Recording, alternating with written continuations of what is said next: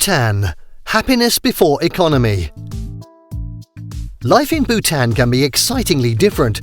Imagine how it feels to wake up in the morning to the sound of monks chanting prayers and drumming their gongs during countless traditional pujas, running up the steep Himalayan mountain slopes under colourful prayer flags hung between trees in the lush natural landscape.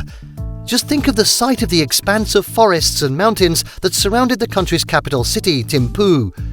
These and many more uniqueness are what you will witness when you visit Bhutan. The Himalayan kingdom is best renowned for its philosophy of gross national happiness, or GNH. But what exactly is GNH? Are Bhutanese actually the happiest and most excited people on the planet? What makes the citizens of this country happy? What is GNH? The concept of GNH was conceived and born during the reign of Bhutan's fourth monarch, Jigme Singye Wangchuck. He was a very respected ruler that the Bhutanese held and still hold in high regard.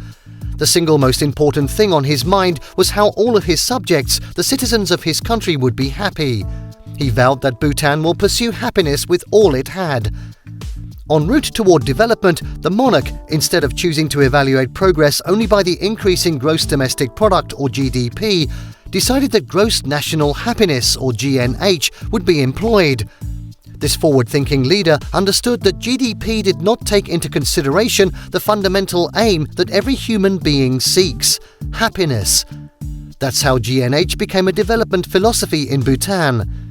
Up till now, the Bhutanese happiness is still tied to the idea of Jigme Singye Wangchuck, and the new generation of Bhutanese still hold this progressive leader in deference for his numerous progressive initiatives as monarch.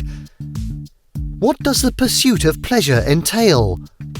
The English musician and world-renowned peace activist John Winston Ono Lennon captured the essence of the subject, as well as the conflicts that surround it when he wrote, "When I was 5 years old, my mother always told me that happiness was the key to life.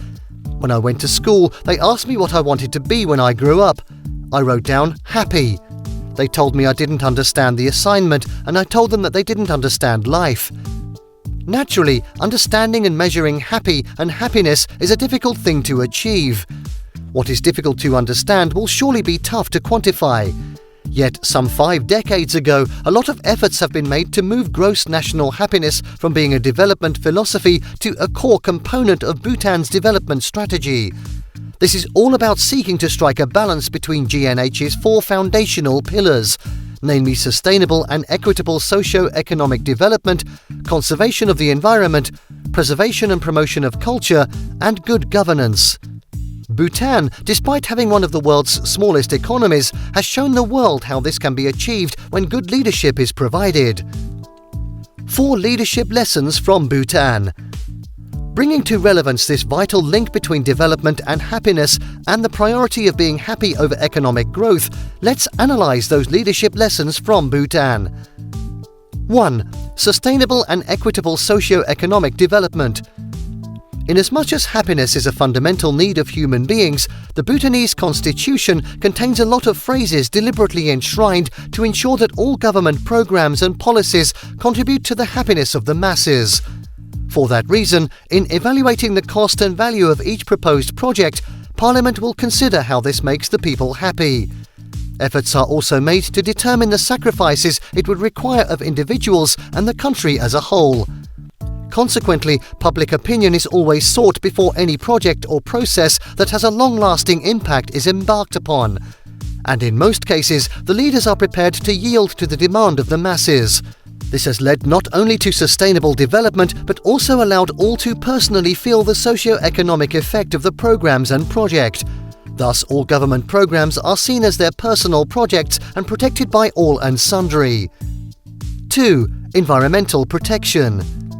Another lesson to be learned here is contained in how the new Bhutan constitution dwells on environmental protection.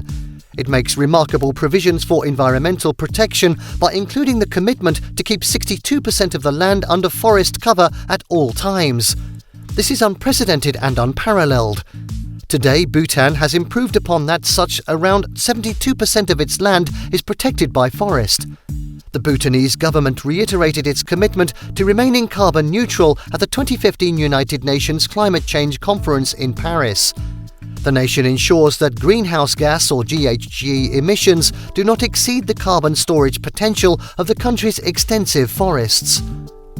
3. Preserving and promoting the culture. Tucked between the great giant of China to its north and the powerful giant of India to its south, the ability of Bhutan to maintain its position on the map is an incredible achievement. The supremacy battle between the two giants could have consumed it but for the country's decisive and progressive leadership.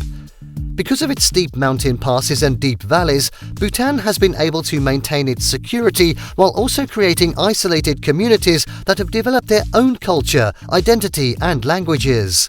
There are more than 24 different languages being spoken in the country, and each of these languages maintains its identity. While the various local sishus or regional festivals help to celebrate this variety on a local level, the government works to maintain a national identity at the national level by mandating officials to dress in traditional attire and speak Dzongkha as the national language. The importance placed on the preservation of tradition and the celebration of a unique culture is a part of everyday life even in the United States. 4. Good governance. In 2001, the same monarch who invented the term gross national happiness began the process of creating a constitution that would allow the voluntary transfer of power to the people of his country.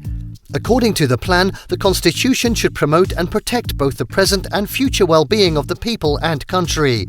It should also ensure that Bhutan has a political system that provides peace and stability while strengthening Bhutan's security and sovereignty. Additionally, it should ensure that Bhutan has a political system that is conducive to economic growth and development. Although the people, who were quite satisfied with their royal leadership, expressed some opposition, the king reiterated that it was not prudent to place such a small, fragile kingdom in the hands of a single leader who was chosen by birth rather than talent. The constitution paved the way for the establishment of parliamentary democracy, and in 2008 the first election took place.